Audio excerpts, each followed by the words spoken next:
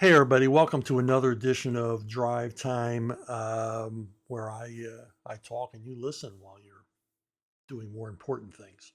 Um, this one's going to be a little bit somber, a little bit solemn. Uh, a number of you have reached out on social media and email and asked me if I would say a few words about my friend Butch Guice.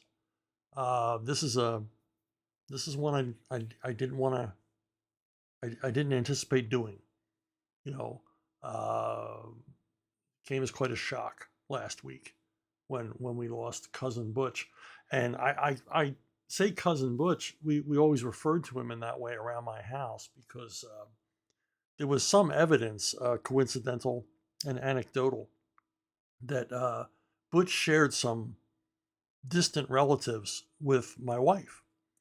Um we sort of compared notes. I don't know, in a lot of talks I had with Butch and remembering things my wife had told me, sort of clicked in my head when Butch told me that he had an ancestor who was a full blood Cherokee Indian and who was a scout for the Confederate Army who lost a leg to a cannonball at the Battle of Antietam and survived and returned back to his family farm in the Carolinas.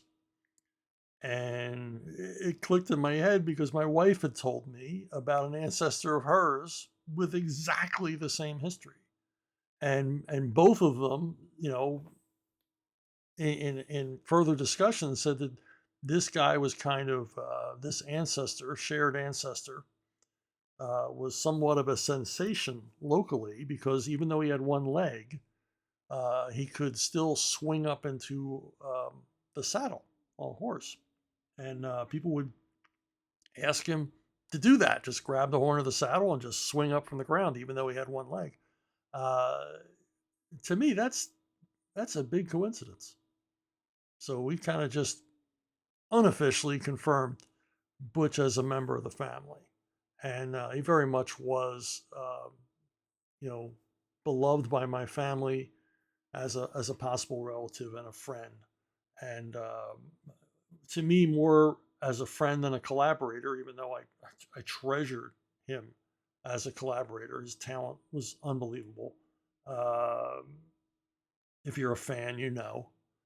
And my first encounters with Butch, of course, was on the newsstand, seeing his work. He got into the business before me, even though he was younger. He got in as a very young man and would tell stories about sharing an apartment in New York with four or five other guys. And in the wintertime, it had no heat. And they would always be given rush jobs to complete overnight and things like that. That's what you do when you're first breaking into comics. You take any job they throw at you and you work the long hours to prove yourself. And Butch did that. So when Jordan Gorfinkel suggested Butch as a replacement for Greg Land on Birds of Prey, I was like, yeah, guy's a comic book legend. Bring it on. I'd never met him, never talked to him. I didn't really know anything about his professional reputation, but he quickly established that. And the thing is that we lost Greg Land because he went on down to CrossGen, and history was about to repeat itself. So yeah, I mean, it just within minutes had a seamless working relationship with this guy. Butch was so self-effacing about his talent, and just a charming, easygoing guy, just laid back as laid back can be. No pretense that he was, the giant in our field that he was. I mean, he was coming off a legendary run on Superman. I mean, he was one of the key players in that, tremendous era um, on Superman, along with Dan Jurgens and Jerry Ordway under the stewardship of Mike Carlin. And, you know, he just had a tremendous reputation. And, we immediately just started having fun because Birds of Prey, I had realized with working with Greg Land, Birds of Prey was sort of a gateway into mainstream DC superhero universe. Unlike the Batman universe, which is kind of closed off and off to one side, Birds of Prey was carte blanche to call in any characters I wanted to call in. And, Butch is as big a fanboy for this stuff as I was. So I would just say, like, hey, you want to draw a Viking Prince? So we did, a Viking Prince story. You want to do some Ra's al Ghul? You want to do this? You want to do that? How about Blue Beetle? Let's bring Blue Beetle in more. And Butch was all for it. We had tons and tons of fun working on that book until he got wooed away by CrossGen. And so once again, I lost my Birds of Prey artist to this company down in Tampa. Now, later that summer, after I lost Butch to CrossGen,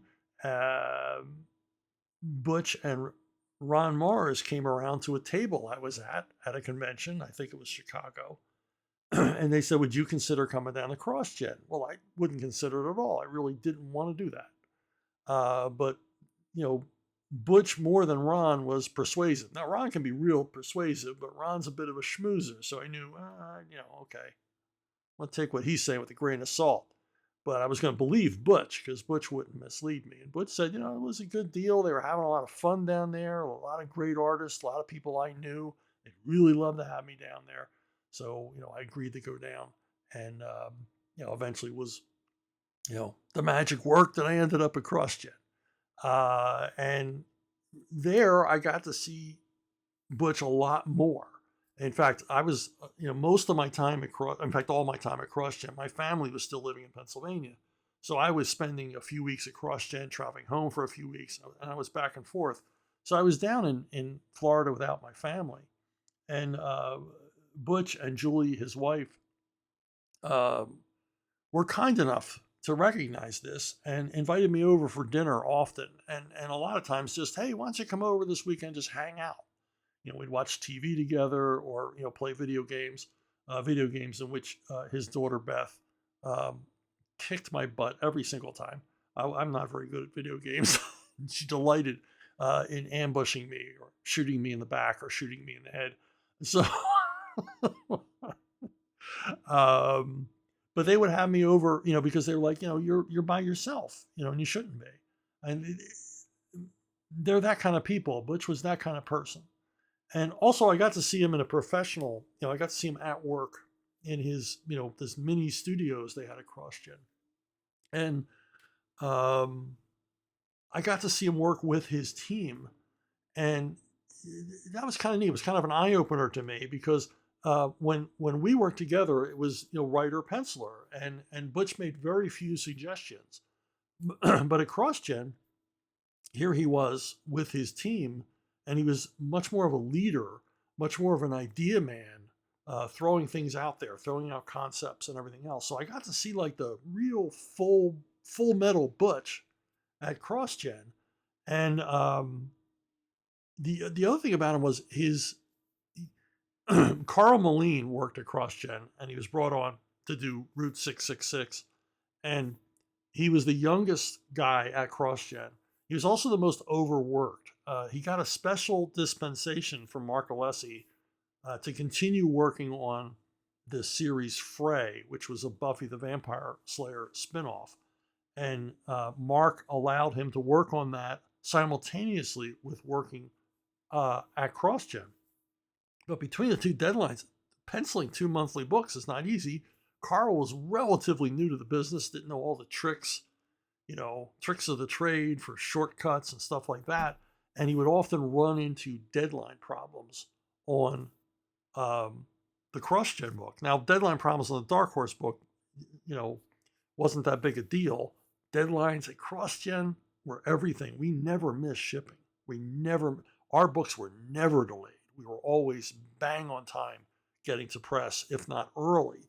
And so Carl was often running into very, very deep water. And it was always Butch who came to the rescue first.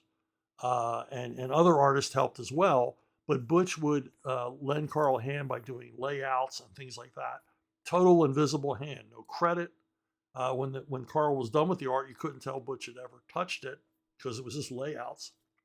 And sometimes helping with finishes and things like that, backgrounds and things like that. And Butch would basically lead a team after hours to help Carl catch up with his deadline. That's the kind of guy Butch was.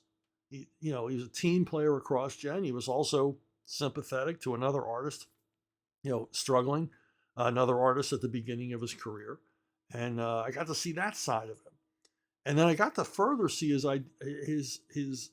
side of him as an idea and a concept man when Mark Wade had left CrossGen and he was replaced as a writer with Scott Beatty. And Scott Beatty is a writer that I suggested to come in and write Ruse, and I knew he'd get along great with Butch. I didn't realize how great. And when Scott first came down, they wanted to have a meeting outside of CrossGen where they discussed the future of Ruse, and they invited me along. And it was nice, I think Scott wanted me along, and then Butch wanted me along. I wasn't going to be working on Ruse at all. And so we went to dinner at Mike Perkins's house, and Scott Beatty meeting Butch Guice was like a fusion explosion because Scott is an idea man too. He throws out concepts, with machine gun rapidity, and it's like you have option paralysis. It's like, you've given me so many ideas to play with, I don't know which one to go for first. And him and Butch together was like this nuclear reactor of creativity, and to see them together, I just watched. I had no participation in this. I was just sort of there to eat dinner. And me and Perkins, Perkins threw in a few ideas because he was the inker. He's a good guy. He's a good idea guy too. But nobody could keep up with Butch and Scott. They were like all over the place. They planned out years of this book. And that was kind of cool to see them in that kind of working environment. Now, eventually everything at CrossGen fell apart. Butch departed before I did. Went to Marvel and did, a now legendary run on Captain America and other titles. He's just at this point, he's at the peak of his talents. He's just doing amazing stuff at Marvel. But I approached him because we were always talking about, wait, what if we did this? What if we did that? We would never ever. We came up with we came up with an idea for a series about a black detective in Harlem, private detective in Harlem in the 1930s. That, boy, that would have been amazing, but we couldn't get anybody to bite on it. So I approached Butch with this idea that I had always had called Storming Paradise, about the what might have been the invasion of Japan if the atomic bombs had not caused the Imperial Japanese to surrender and end World War II. And I approached him with this idea of doing, because all of this material had become declassified. You could read about what you could imagine what this battle would be like, and the logistics of it, and basically the horror of it. This is the nightmare scenario. And I approached Butch about doing this, and I was kind of passionate about it, and he shared my passion. He thought, okay, this is a story we need to tell. No one's ever told this story. Nobody's ever imagined this. This is a what if that very likely could have happened. Came very close to happening. And it's an alternate history that could have been a real history. And Butch got very excited about it and was determined we were going to take this one to the goalposts. We weren't going to take no for an answer. And so he and I approached Wildstorm. Now, I was pretty much persona non grata at DC. They weren't real anxious to work with me, but they really wanted Butch. And so we pitched this thing, and they kept delaying, and they kept offering Butch other plum assignments. And I had preached the gospel of creator ownership to Butch a number of times. I preached it to anybody I met. And I had often said to Butch, I said, you really, not necessarily with me, but you really need to work on something that you own. You need to, you're at the height of your abilities. You've got all the juice. You need to do something you can own, because there's no retirement plan in comics. The only way that you get to retire comfortably is if you own some properties that continue making money for you. And here I am, I'm preaching the gospel here as well. And so we came up with this Storming Paradise idea about the invasion of Japan, and we were determined this was going to be it. This was going to be our creator-owned project that we were going to work on together. And when DC kept offering Butch other stuff, these plum assignments, how about this? Well, and it's like Butch realized this is just work for hire. You're just giving me more work for hire assignments to try to keep me away from doing a creator-owned thing. And because you have no interest in this creator-owned thing, you have an interest in me being on this other title to help improve sales. And so eventually, Butch dug his heels in and told DC, he said, look, Chuck and I are doing this, whether it's with you or without you. And I really, really deeply appreciated him standing up for the project like that. And he told DC, he says, if you don't greenlight this now, Chuck and I are just going to go to Dark Horse, and they'll snatch it up in a heartbeat. It probably wasn't true. Dark Horse takes forever to make up their mind about anything, and usually it's no. but DC bought the bluff, and they greenlit it. And we were off to the races, and we did the book. But the thing is, the entire time we were doing the book, they kept drawing Butch away to do other stuff. So if you ever read Story in Paradise, you'll notice there's issues and pages that are by people other than Butch, because DC kept trying to pull them away. But the joke's on them, because it's still a creator-owned project. It's still copyright me and Butch. And it's one of the coolest things I've ever worked on, one of the things I'm most proud of. And I think Butch was proud of it as well. And if you've ever read it, I mean, the artwork is just, the passion is there on the pages. You can see that he really, really cared a lot about this project. We got to work a little bit more on Winterworld when Winterworld was brought back as a series at IDW. My first choice for the first artist on the first arc was Butch, and he loved Winterworld. He loved Jorge Zafino's art, and so he jumped on it, and just beautiful. I think we did 5 issues together, a complete story, and his usual massive talent brought to bear on that to make it a big success. And after that, we worked together here and there. He did part of an Expendables comic with me. He did part of a Rambo comic with me.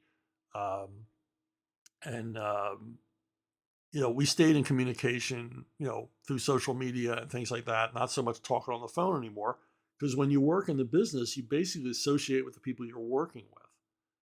You're more in communication with them, and you think, well, yeah, I'll talk to Butch someday. We'll work on another project together, or I'll find a reason to call him or whatever.